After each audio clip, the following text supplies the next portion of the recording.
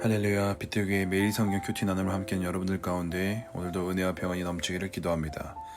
오늘의 본문 에스더 1장 1절에서 22절까지 잔치와 수치라는 제목으로 매일 성경 큐티 함께 진행하도록 하겠습니다.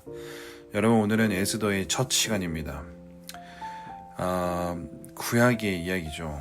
여러분, 예수님의 이야기가 등장하고 있는 신약보다 우리에게 상대적으로 구약의 내용은 조금 더 어렵게 느껴질 수 있을 겁니다. 하지만 여러분, 구약 성경은 사실 전혀 어렵지 않다는 것을 먼저 말씀드리고 싶습니다.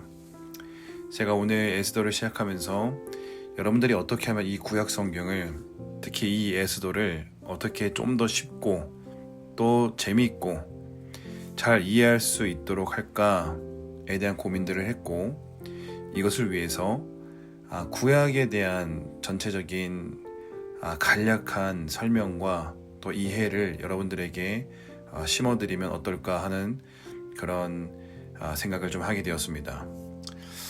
여러분, 구약 성경은 두 가지로 구분됩니다. 굉장히 두꺼운 이 구약 성경은요, 두 가지로 구분되고 있는데, 첫 번째는 이스라엘 민족의 역사이고요, 두 번째는 그 역사를 바라보면서 덧붙인 여러 가지 이야기들로 구성되어 있습니다. 여러분, 어제 우리가 나누었던 시편, 이것은 역사일까요? 아니면 그 역사를 바라보면서 덧붙인 이야기들일까요? 시편은 역사서가 아니라 그 역사를 경험하면서 그 역사 속에 있으면서 그 역사를 바라보면서 덧붙이는 해설이기도 하고 또 고백이기도 하는 것입니다. 여러분, 그렇기 때문에 이 구약 성경에서, 특히 이 두꺼운 구약 성경에서 이스라엘 민족의 역사를 다룬 책은 사실 몇 권이 되지 않습니다. 창세기, 출애기 같은 모세 오경과 우리가 잘 아는 여호수아, 사사기, 사무엘 상하, 열왕기 상하, 에스라, 느헤미야, 그리고 오늘 본문인 에스더를 끝으로 구약 성경에서의 이스라엘 민족의 역사는 끝이 나는 거예요. 여러분, 이스라엘 민족의 역사를 다루고 있는 책이 사실 몇 권 되지 않다는 겁니다. 그 몇 권 되지 않는 책의 흐름, 이것만 파악한다면 구약 성경 한 권 전체가 그냥 너무나도 쉽게 이해가 되는 거예요. 제가 이 시간의 흐름, 이 역사의 흐름을 아주 간략하게 각 권에 따라서 여러분들에게 설명을 하면요, 이렇습니다. 이스라엘 백성들이 출애굽해서 요단강을 건너서 가나안 땅에 들어가서 그 가나안 땅을 정복하는 정복 전쟁의 역사를 기록한 것이 여호수아서고요. 가나안 땅을 정복하긴 했지만 왕이 없는 상태로 사사라는 지도자가 통치하는 상태로 타락과 회개를 반복하는 이스라엘 민족의 실수의 역사를 기록한 것이 바로 사사기고요. 그러다가 마지막 사사였던 사무엘, 그 사무엘이 사울에게 기름 부음으로 이제 드디어 사사의 시대는 끝이 나고 왕의 시대, 왕이 통치하는 왕정 시대의 역사를 기록한 것이 사무엘 상하라는 책입니다.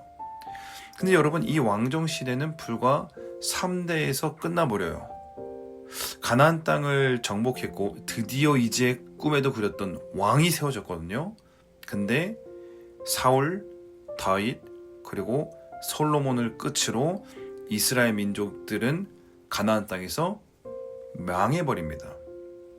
가나안 땅에 들어가기만 하면 모든 것이 잘 풀릴 줄 알았지만, 여러분, 여호수아서는 성경이 가장 처음, 거의 초입 부분에 나오고 뒤에 엄청 두껍죠. 무슨 뜻입니까? 잘 안 되었다는 거예요. 여러분, 그러면 솔로몬을 끝으로 이스라엘이 망해버린 이유가 뭘까요? 여러분, 솔로몬이 성전 건축을 했습니다. 시간과 돈, 노동력 엄청나게 들어갔습니다. 그래서 솔로몬의 유언이 이제 이렇게까지 하지 말자, 백성들 너무 힘들게 하지 말자 했거든요. 근데 그걸 솔로몬의 아들인 르호보암이 무시했고, 더 이상 못 참겠다, 나라가 둘로 쪼개져 버립니다 라는 것이 열왕기 상하의 내용이라는 것입니다. 어떻게 쪼개지냐면 북이스라엘과 남유다로 쪼개져요. 열왕기라는 뜻이 영어로 말하면 kings라는 뜻이에요. 왕들이 엄청나게 나옵니다. 나라가 두 개로 쪼개지고 거기서부터 그냥 한 나라, 하나님을 섬기는 한 나라가 아니라 그냥 이것저것 섬기는 여러 가지 짬뽕된 나라가 된 거예요. 여러분, 근데 쪼개진 곳으로 끝이 아니에요. 북이스라엘은 아수르라는 이방 민족에게 멸망당하고요. 그냥 성경 자체에서 더 이상 언급되지 않습니다. 더 이상 성경이 북이스라엘의 역사를 기록하고 있지 않아요. 하나님과 함께하는 그런 역사, 기록은 끝이 나버립니다. 남유다는 어떻습니까? 바벨론에 의해서 마찬가지로 멸망당하고 뿐만 아니라 포로로 끌려가서 70년 포로살이를 하게 되었다라는 겁니다. 근데 남유다는 조금 달랐어요. 그들의 역사는 하나님과 함께 계속되었습니다. 그들의 포로의 이야기, 그들의 고통의 이야기, 그리고 그들의 회복과 포로에서의 귀환이라는 역사의 이야기가 에스라, 느헤미야, 에스더라는 책을 통해서 계속해서 쓰여졌다라는 것입니다. 여러분, 이게 구약 성경의 역사 이야기가 끝이에요. 포로로 끌려갔던 이스라엘 민족이 다시금 포로에서부터 귀환한 이야기를 다루는 에스더서를 끝으로 이스라엘 민족에 대한 역사의 소설은 끝이 납니다. 그리고 그 이유는 뭐예요? 신구약 중간기라고 불리는 400년 동안의 침묵기가 있었고 그 이후에 예수님 오셨습니다. 에스더 이후에 400년 뒤에 예수님 오셨다는 거예요. 자, 가나안 땅에서 승리를 경험했지만 다 빼앗기고 나라도 뺏기고 성전도 뺏기고 포로로 끌려갔던 이스라엘 민족에게 하나님의 섭리와 회복, 구원하심, 이것이 다시금 경험되는 이야기, 이게 뭐라고요? 이게 에스더라는 거예요. 여러분, 그렇다면 우리가 이제 매일마다 큐티하게 되는 이 에스더서에서는 어떤 주제와 내용들이 나오겠습니까? 하나님의 섭리, 하나님의 회복하심, 하나님의 일하심, 하나님의 계획, 이런 내용들이 나오지 않겠어요? 맞습니다. 맞아요. 이런 흐름들을 우리가 전체적인 맥락 안에서 이해한 이후에 이제 보게 되면요, 성경이 훨씬 쉽고 재밌고 이해가 되기 시작하는 거예요. 여러분, 이제 1절부터 보십시다. 이거 구약의 이야기는 한 절 한 절 이렇게 보는 게 아니라 특히 역사서는요, 전체적인 흐름으로 파악하는 거예요. 전체적인 느낌과 전체적인 스토리로 그냥 파악을 하게 되는 거예요. 1절부터 여러분 8절까지 뭘 말하고 있습니까? 1절부터 8절을 보실까요? 이 이방 민족이 얼마나 강대한지 여러분 엄청난 왕권을 보여주고 있어요. 6개월 동안 잔치를 벌여요. 이거 보여주고 있는 거예요. 얼마나 능력이 많은지, 얼마나 강력한지, 얼마나 대단한지, 얼마나 여유가 많은지, 얼마나 재정이 많은지. 그런데 볼까요? 그 강성함 안에서 왕비가 왕의 말을 듣지 않아서 폐위되는 사건을 우리가 보게 됩니다. 그리고 그로 인해서 출신을 따지지 않는 새로운 왕비가 뽑게 되는 그런 사건이 등장이 되는 거예요. 여러분, 구약은 말씀드렸던 것처럼 역사서이기 때문에 이것은 한 구절 한 구절 그 의미를 파악하기보다는 하나의 이야기 덩어리로 파악하면서 그 안에서 하나님을 발견할 수 있어야 합니다. 저 또한 오늘의 본문을 제가 1장을 묵상하면서 제가 발견하게 된 것은 하나의 대조되는 장면이었어요. 6개월 동안 잔치를 하면서 자신을 과시하고 드러내고 그 강성함이 극에 치닫는 모습을 보면서도 동시에 그 안에서 하나님의 일하심, 하나님의 역사하심을 저는 또한 보게 되었다라는 것입니다. 여러분, 왕비가 폐위됐을 때 그 폐위된 사건 그 하나로 끝나지 않고 그것을 통해서 에스더가 새로운 왕비가 되므로 이스라엘 온 민족이 구원을 받게 됩니다. 여러분, 에스더서가 갖고 있는 특징이 뭔지 아세요? 하나님에 대한 직접적인 언급이 없어요. 그래서 이게 성경이 맞는가라는 논쟁이 있을 정도로 에스더서 안에서는 하나님에 대한 직접적인 언급이 없습니다. 여러분, 이것이 역사가 갖는 특징이지 않을까 싶습니다. 여러분, 우리가 살아가는 시간들은 역사예요.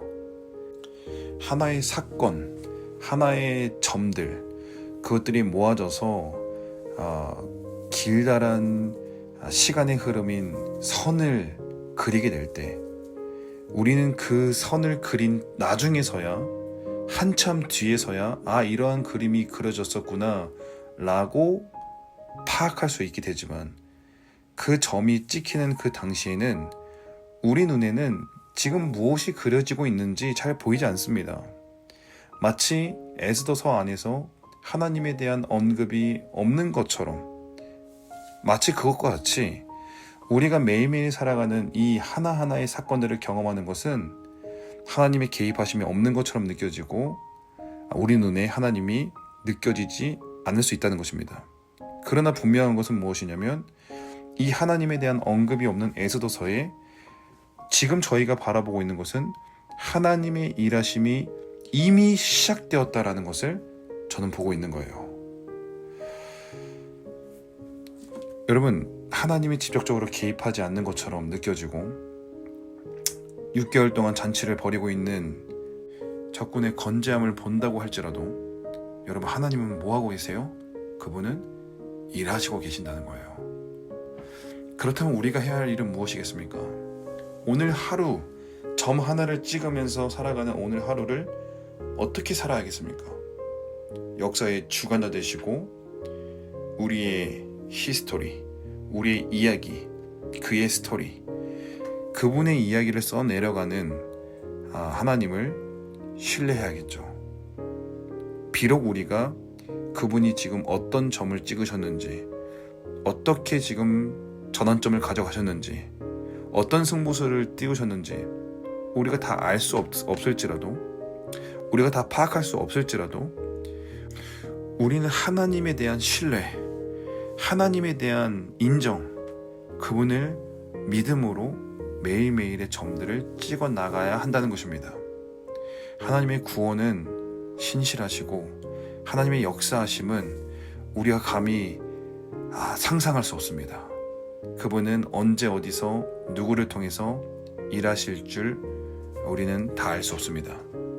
그러나 그분은 선하시며 그분은 인자하시고 그분은 우리의 아버지가 되신다는 것입니다. 오늘 하루를 사실 때, 그리고 에스더의 이야기가 풀어지는 이 시즌 가운데 여러분, 하나님에 대한 신뢰를 선포하시며 나아가십시다. 우리의 사건 하나하나 다 이해할 수 없어도, 다 이해되지 않아도 여러분, 그분에 대한 신뢰함과 감사함, 그리고 또한 기대와 소망을 잃지 마십시다. 그래서 매일매일의 선들을, 매일매일의 점들을 하나님과 함께 그려나가는 여러분들 했으면 좋겠습니다. 감사합니다.